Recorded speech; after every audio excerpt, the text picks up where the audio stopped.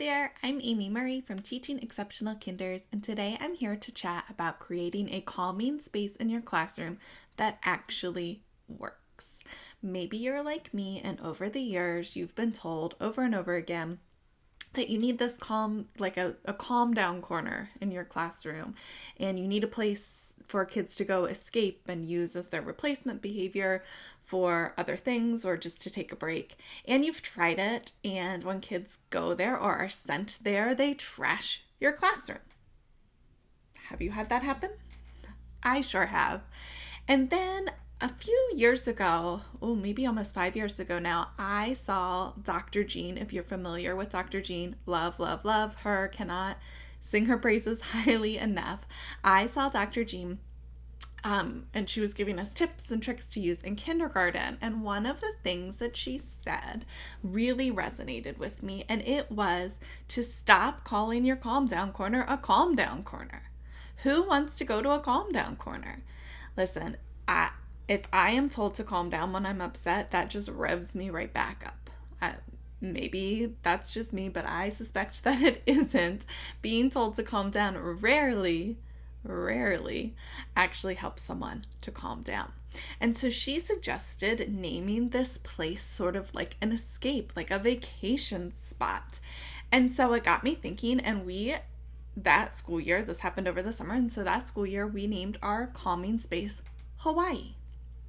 And so when they needed a break, they would ask if they could go to Hawaii. And I remember my principal's face the first time she came in and heard somebody saying, "I'm going to Hawaii," and watched them walk over and do their thing in the calming space. But just reframing it like that, and so it's like a space to go chill, a space to get away, a space that's okay to go to and get away, made a huge difference in our classroom. So step one, I would encourage you to think of a name for your space. It doesn't have to be Hawaii. That was just an easy word for us, but it could be whatever you find relaxing and that you think the kids would buy into. So step one, think of something to rename your calming corner. Okay, so you've renamed your calming corner. If you go with something like Hawaii, that's what we went with. We used a sign that looked like this. That designated our calm down space, so Hawaii. Then you're going to need to explicitly teach your students how to use and access Hawaii. Hawaii does not need to be this magical tent space with lights and twinkles. It can be if that works for you. Never worked for me.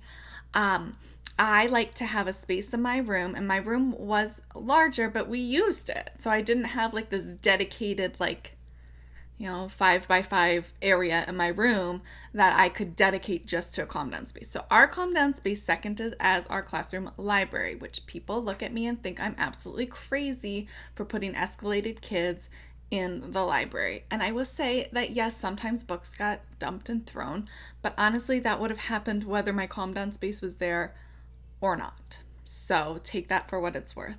Our library doubled as our calming space because the way I had our library set up, it was sort of like a U shape, but I could see it from all points where I would be in the classroom. That is key. Your calming space needs to be visible because you need to make sure that the student is being safe. If you can't see them, you can't make sure that they're safe. So that is the one caveat. It can be almost anywhere in your classroom, but you need to be able to see the student.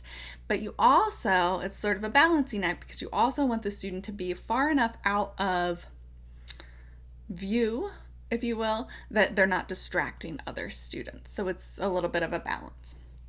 All right, let's get back to setting expectations. So you've got Hawaii, you've got your sign up, you put it in your corner, and now you need to teach your students how to access Hawaii appropriately and how to behave when they are there. So we did this as a group lesson within the first week or two of school, and we talked about it. Now, I will say, after you have this lesson and you set your expectations, kids are going to want to go to Hawaii. They're going to want to go test this out and see, is this lady serious? Can I really go there if I need a break? How does this work? They're going to be curious kids. And that's okay. You're going to have to deal with that for a little while. And don't let kids abuse it, but they need to test out the waters. All right, so we sat on chart paper and wrote our rules together. I guide them to what I think the rules should be.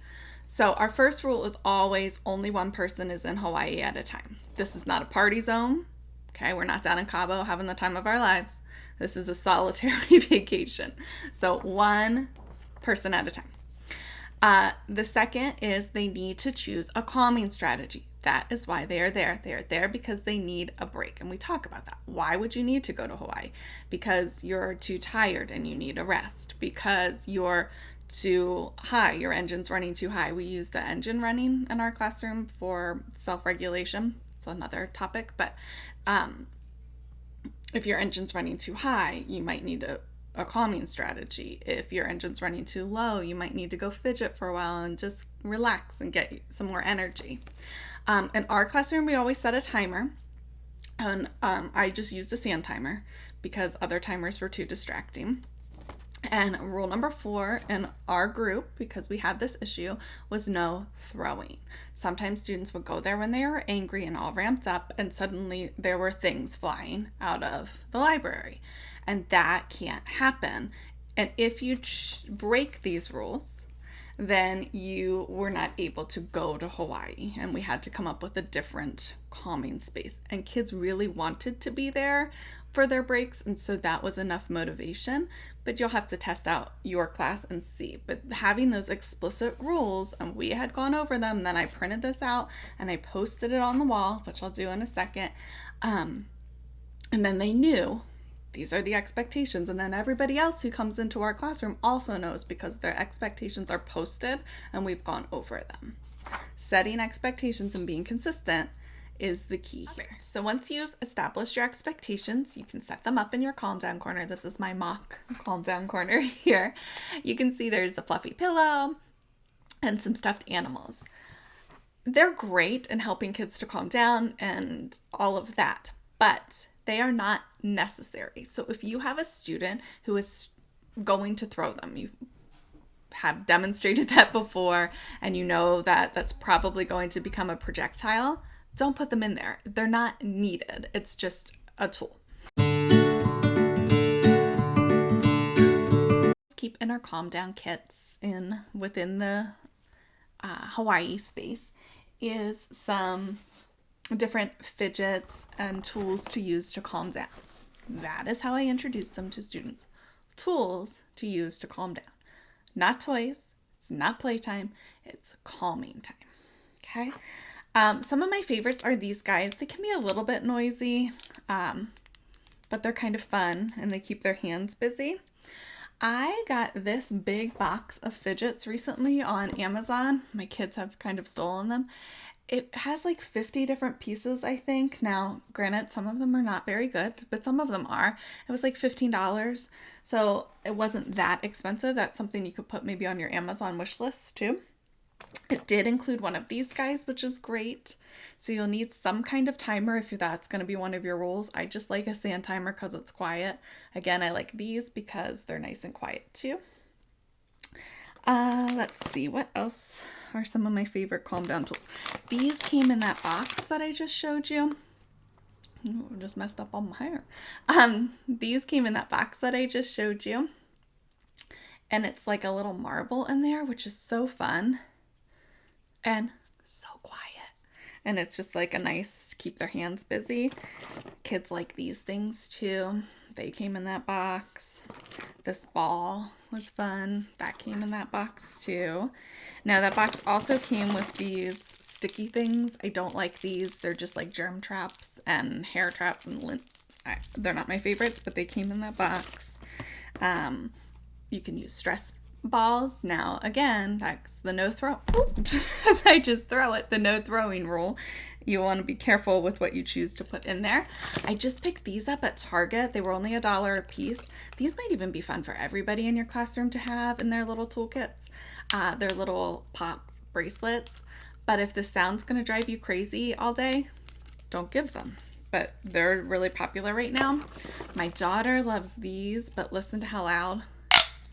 That would never work in my classroom. That would drive me absolutely crazy, and I don't mind noise, but these came in that thing as well. These little balls are kind of fun. There's all different tools. Oh, I picked these up at Target also. These are erasers, but I had plastic versions they're somewhere in my basement right now, but of bolts and nuts and things that they can screw together. That tactile sometimes is very helpful, but these were only $1 at Target in the dollar bins. My favorite fidget is these toggles. This is a furry toggle, but they have ones that are not furry, so they're easier to clean. But the Tangle, not toggle, sorry, Tangle. And I will leave an Amazon link below for you to check out there, but they're so quiet.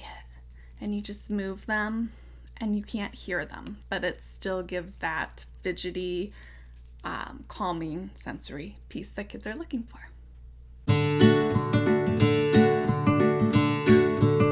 We mentioned the posters and the pillow and maybe some of the stuffed animals that you don't necessarily need, but what else should you have in Hawaii?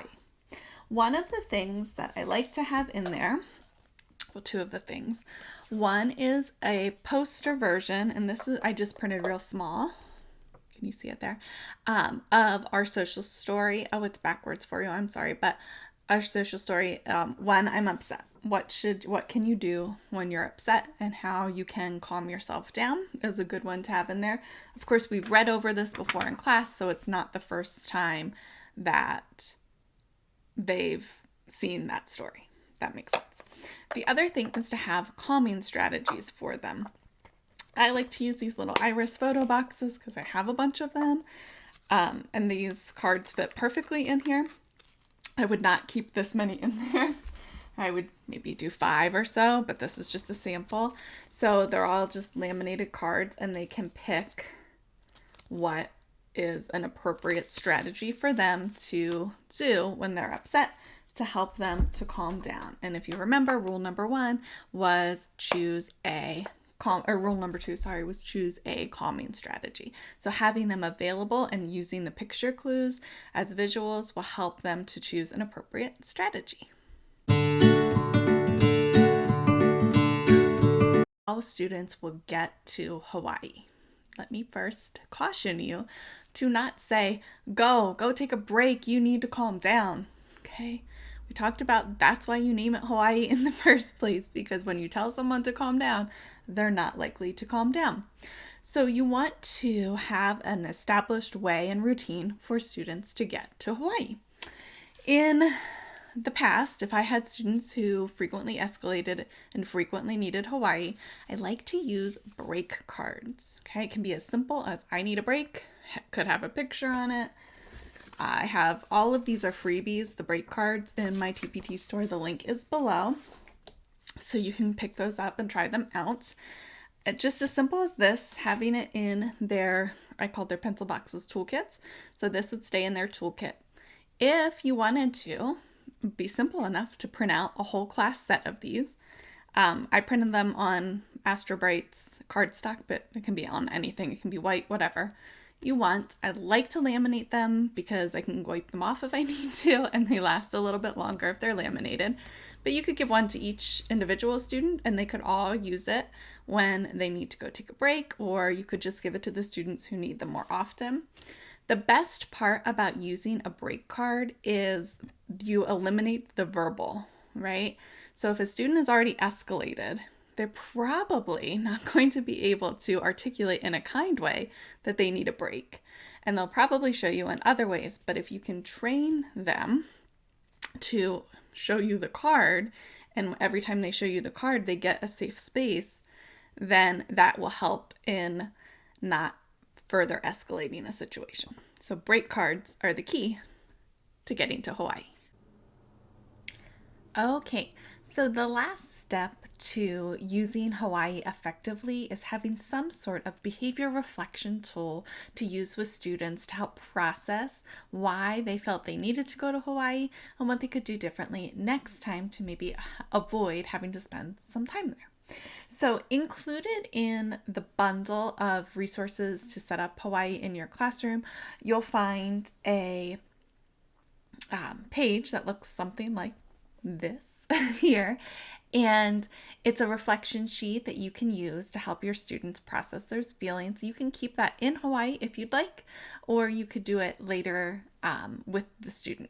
You could also use just generic reflection or think sheets, and you can check out my YouTube video.